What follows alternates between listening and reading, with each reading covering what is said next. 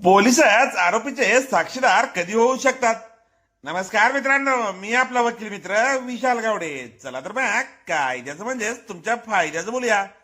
फौजदारी प्रकरणामध्ये आरोपी विरुद्ध फिर्याद दाखल होते. त्याचा तपास करून माननीय न्यायालयामध्ये चार्जशीट पाठवण्यात येते. केसची सुनावणी सुरू होते. आरोपीचा असा बचाव असतो की भांडण फिर्यादी व आरोपी यांच्यामध्ये झालेले होते व फिर्यादी यांनीच आरोपींना मारहाण केली होती. फिर्यादीचा उलट तपास आरोपीतर्फे घेतल्यानंतर फिर्यादी ती बाब नाकारतात. आरोपी फिर्यादी विरुद्ध दखलपात्र किंवा अदखलपात्र गुन्ह्याची केस दिलेली असते. फिर्यादीने ती बाब नाकारल्यामुळे आरोपी हे फिर्यादी विरुद्ध दिलेल्या केसची कागदपत्रे माननीय कोर्टामध्ये दाखल करू शकतात.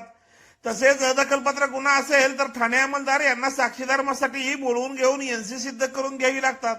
किंवा दखलपात्र गुन्हा असेल किंवा आणि गुन्ह्यामध्ये फिर्याद दाखल झालेली असेल, चार्जशीट आलेले असेल तर आरोपी दाखल केलेल्या केसमधील आयओ म्हणजेच तपास करणारे अधिकारी यांना सुद्धा साक्षीदार म्हणून न्यायालयामार्फत समन्स काढून साक्षीला बोलवू शकतात.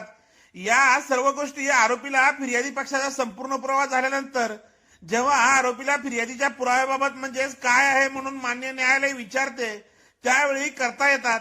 त्या जबाबामध्ये आरोपी साक्षीदार तपासायचे आहेत असे म्हणू शकतो व साक्षी समन्स अर्ज देऊ शकतो.